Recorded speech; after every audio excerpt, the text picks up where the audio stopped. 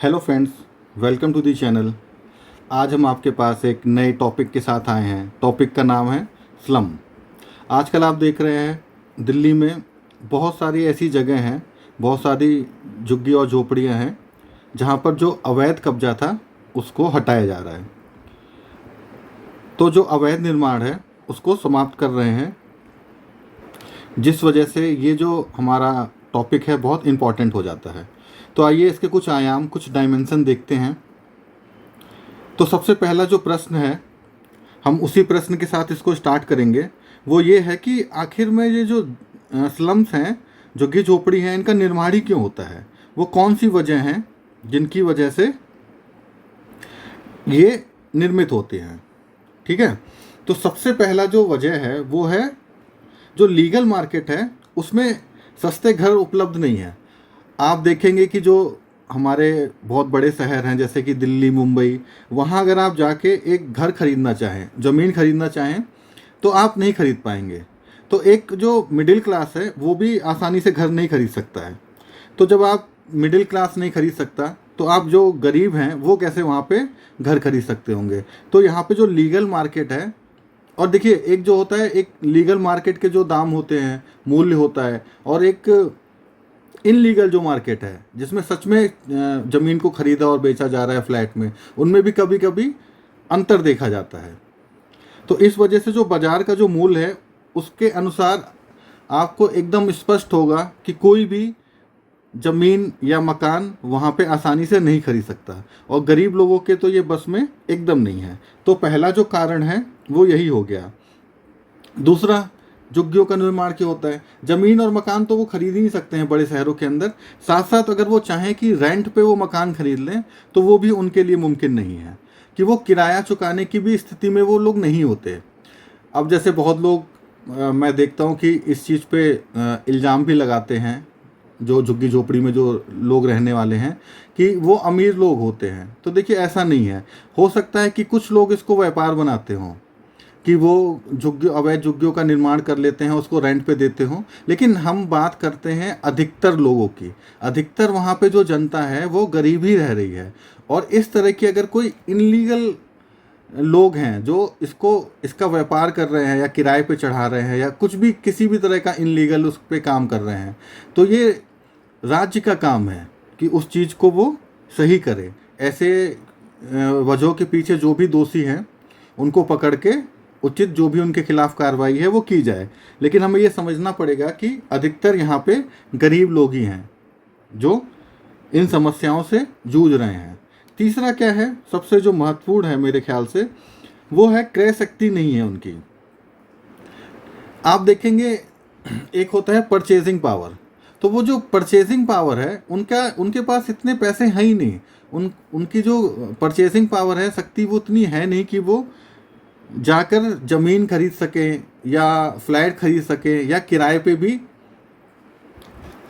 मकान खरीद सकें। ठीक है।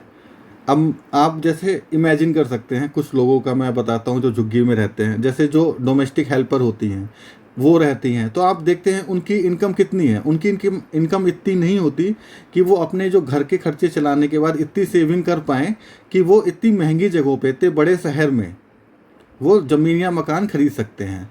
या कोई एक श्रमिक है जो दिहाड़ी मजदूरी पे रोज़ काम करता है, तो इन लोगों की सेविंग नहीं होती है। मकान आप कब खरीदते हैं, ज़मीन कब खरीदते हैं? जब आपके पास इतनी सेविंग हो जाती है। तो उनके पास इतनी सेविंग नहीं होती। तीसरा जो है इनके निर्माण का जो कारण है, झुग्गियों का जो निर्माण है, हम उसका कारण स्पष्ट रूप से समझने का प्रयास कर रहे हैं। जो व्यवस्था है उसका फेलियर है। एक जो सिस्टम बना हुआ है, ठीक है, कि मूल्य इतने बढ़ जा रहे हैं। शहरों का जब निर्माण हो रहा है तो जो समस्याओं को उस समय पहचानना था, उन पर कार्य करना था, उन पे कार्य उस समय नहीं किया गया। ठीक है। जैसे मान लीजिए कोई झुग्गी झोपड़ी का कोई कहीं पे निर्मित हो रही है, तो वो बहुत एक छोटे से एरिया से उसका निर्माण स्टार्ट होता है, और फिर वो धीरे धीरे इतने विस्तृत रूप में वो फैल जाते हैं कि फिर उनको हटाना बहुत ही मुश्किल हो जाता है। तो जब वो जो व्यवस्था है उसी का तो ये फेलियर है। अगर मान लीजिए हम शहरों में कुछ लोग हैं जिनकी क्रय शक्ति इतनी है ही नहीं कि वो मकान खरीद सकें, वो ज़मीन खरीद सकें। बाज़ार के जो मूल्य है वो इतना अधिक पहुंच गया है कि गरीब लोगों के, मध्यम वर्ग लोगों के पास क्षमता रही नहीं गई कि उन चीज़ों को वो खरीद सके। तो आप समझ सकते हैं ना कि एक ये व्यवस्था का, सिस्टम का फेलियर है। ठीक है, तो ये जो मुख्य कारण है यहाँ पे निर्माण क्यों होता है, इस हेडिंग के हमने यहाँ पे इसको समझ लिया। ठीक है, आपने एक मोटा मोटी रूप से इसको समझ लिया कि निर्माण क्यों होता है। क्रय शक्ति, जमीन का बहुत ज़्यादा बढ़ जाना, ठीक है, सिस्टम का फेलियर, ये मुख्य वजह हैं जिनकी वजह से क्या होता है, झुग्गियों का निर्माण होता है। अब यहाँ पे जो कुछ समस्याएं हैं उनको भी समझना पड़ेगा। सबसे पहली क्या है कि जब आपने कहीं भी झुग्गियों का कुछ वीडियो देखा हो या आप वहाँ पे गए हों तो आपने देखा होगा कि मूलभूत जो सुविधाएं हैं, बेसिक जो नेसेसरी वाली चीज़ें हैं, जो नेसेसिटी होती है एक मनुष्य की, वो भी यहाँ पे है ना नहीं मिलती हैं। जैसे बिजली का वहाँ पे अभाव होता है, लगातार वहाँ पे बिजली नहीं आती है। ठीक है, स्वच्छ पानी, आपको वहाँ पे क्लीन वाटर नहीं मिलेगा। आप देखेंगे उसकी वजह से क्या है, वहाँ पे बहुत सारी समस्या होंगी। आप इस फोटो में देख सकते हैं स्वच्छता का कितना अभाव है। ये देखिए, उसी में बच्चे इस तरह से जा रहे हैं। तो क्या होगा फिर, स्वास्थ्य संबंधी जो समस्या है वो उत्पन्न हो जाएंगी। बच्चों के जो स्कूल होते हैं, जो उनको शिक्षा ग्रहण करनी होती है, वो भी वहाँ पे आप देखेंगे कि जो स्लम एरिया के जो बच्चे हैं उनको इतनी अच्छी शिक्षा नहीं मिल पाती। तो जो एक बेसिक आवश्यकता होती है एक मनुष्य की, वो भी वहाँ पे नहीं होती है, उसके बाद भी वो वहाँ पर रहते हैं। ठीक है, इसको हमको समझना पड़ेगा। फिर जो वहाँ के जो सामाजिक संबंध होते हैं उन पे भी देखिए बहुत प्रभाव पड़ता है। कैसे, अब ऐसी जगहों पे जो लोग रहते हैं उनका जो परिवार होता है, मान लीजिए अब फैमिली का कोई व्यक्ति है, वो वहाँ का जो वातावरण है या जो भी वहाँ की समस्याएं हैं, गरीबी, उनकी वजह से वो नशे के चक्कर में पड़ जाता है। ठीक है, तो उससे क्या होगा कि वहाँ का जो संबंध है, पारिवारिक संबंध, वो खराब हो जाएंगे। महिलाओं की देखते हैं आप स्थिति बहुत खराब होती है, उसी अस्वच्छता में उनको अपना जीवन व्यतीत करना पड़ता है। बच्चे हो गए, युवा हो गए, है ना, बुजुर्ग हो गए। अब ऐसी स्थिति में कोई भी अच्छे से नहीं अपना सेल्फ डेवलपमेंट कर सकता है, जो हम कहते हैं ना मानव संसाधन। ठीक है, वो कैसे करेगा व्यक्ति, अपने आप को डेवलप कैसे करेगा जब उसके आसपास का वातावरण ही इतना गंदा होगा, वहाँ पे मूलभूत सुविधाएं नहीं होंगी। तो वो किसी भी वर्ग का हो, किसी भी उम्र का हो, महिला हो, परिवार हो, सारी इकाइयाँ वहाँ पे क्या होती हैं, ये सब हमारे जीवन की इकाइयाँ हैं ना, तो वो डिस्ट्रॉय हो जाती हैं। फिर उसके बाद आपने देखा होगा कि ट्रैफिक की भी समस्या हो जाती है। सड़कों के किनारे आपने देखा है कि वो झुग्गियाँ बना लेते हैं, तो जिसकी वजह से क्या होता है, शहर का जो ट्रैफिक है वो भी प्रभावित होता है। फिर उसके बाद ये देखिए प्रदूषण की समस्या हो जाती है, क्योंकि यहाँ से जो भी गंदगी है निरंतर, देखिए यहाँ क्या लग रहा है, कब से यहाँ पे कूड़ा नहीं उठाया गया होगा, पानी साफ नहीं है। ठीक है, तो प्रदूषण की समस्या हो जाती है। फिर क्या होता है, कानून व्यवस्था, जैसा कि मैंने बोला, गरीबी और ये उसका गरीबी का नशे से संबंध, ये आप स्पष्ट रूप से समझ सकते हैं कि गरीब आदमी होगा वो इतना दबाव में होता है, उसके ऊपर इतना प्रेशर होता है, बहुत सारी चीज़ें होती हैं, इतना वो जीवन को लेके निराश हो जाता है।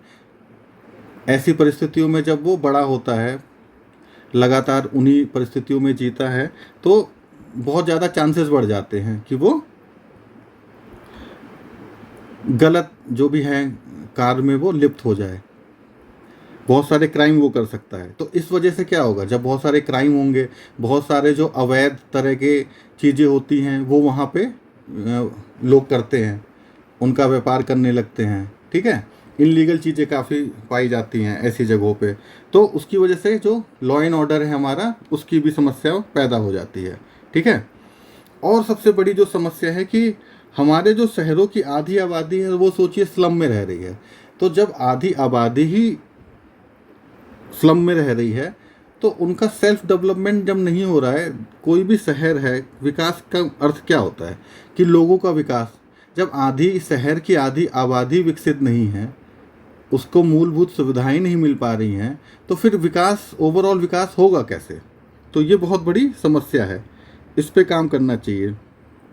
ठीक है, फिर ये किस चीज़ का प्रतीक है, स्लम किस चीज़ का प्रतीक होते हैं। सबसे पहले हम इतनी देर से बात कर रहे हैं गरीबी का ही, उसके बाद क्या है, नीति निर्माण, पॉलिसी मेकिंग है। ये एक बहुत बड़ा फेलियर है ना। अगर मुंबई में, दिल्ली में इतनी बड़ी बड़ी झुग्गी झोपड़ियों का निर्माण हो गया है, तो कहीं ना कहीं नीति निर्माण का ये बहुत बड़ा फेलियर है।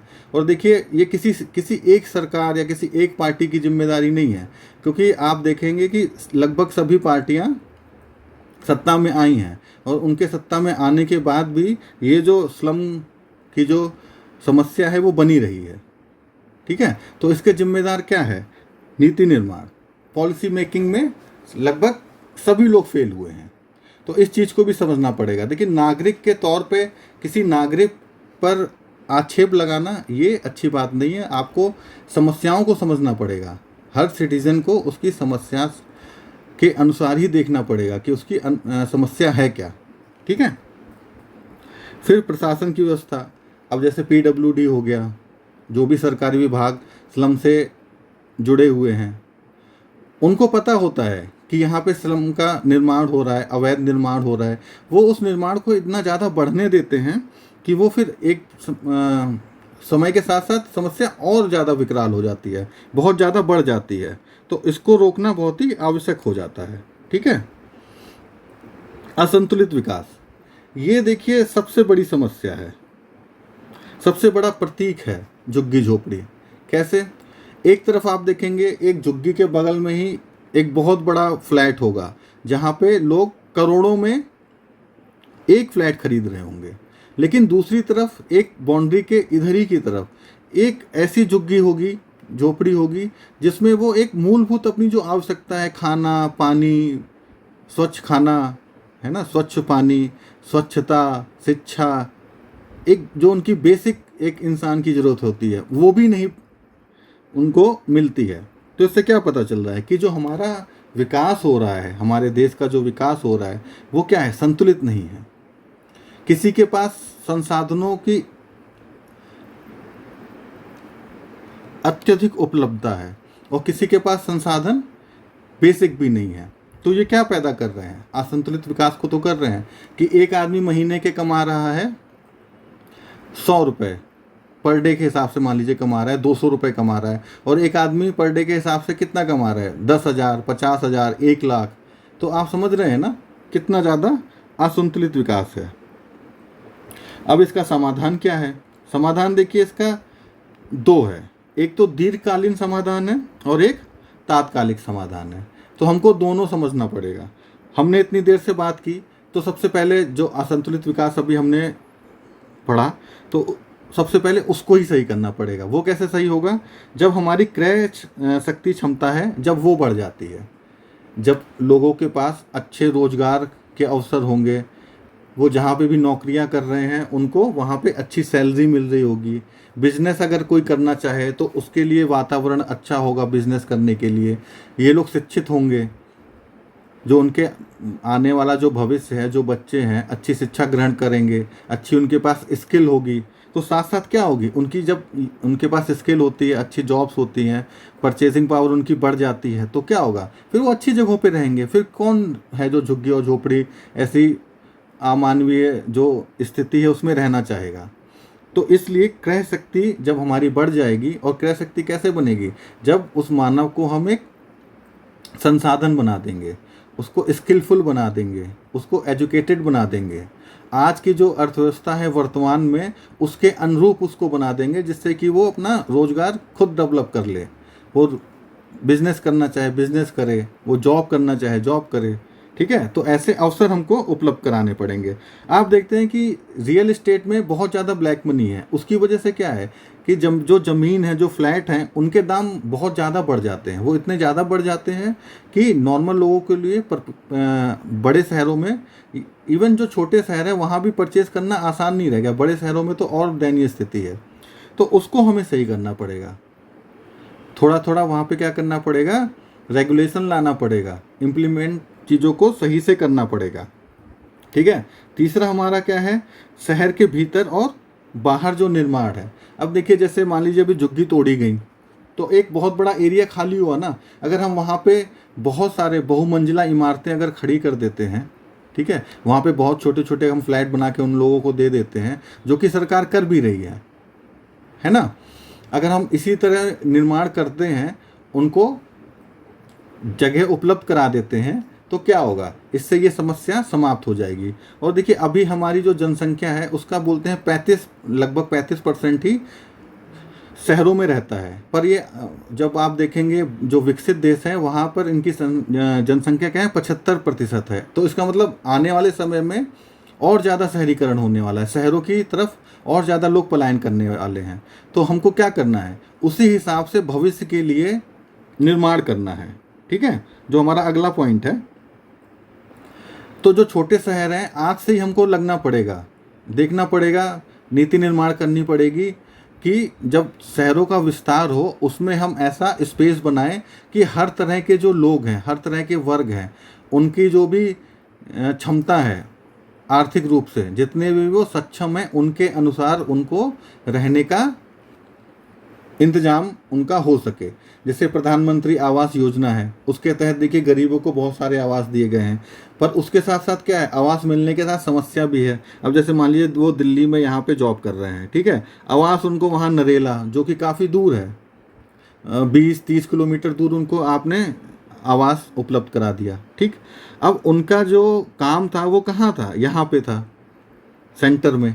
अब उनका आना जाना, समय तो उनका जा ही रहा है, लेकिन साथ साथ उनको आने जाने में जो किराया खर्च करना पड़ रहा है, समय के साथ साथ उनके स्वास्थ्य पे भी फर्क पड़ रहा है, और वो उनके पास इतनी क्षमता नहीं है कि वो रोज उतना किराया दे सके। तो इस वजह से क्या है कि वो और ज़्यादा उनके ऊपर आर्थिक रूप से दबाव बन रहा है।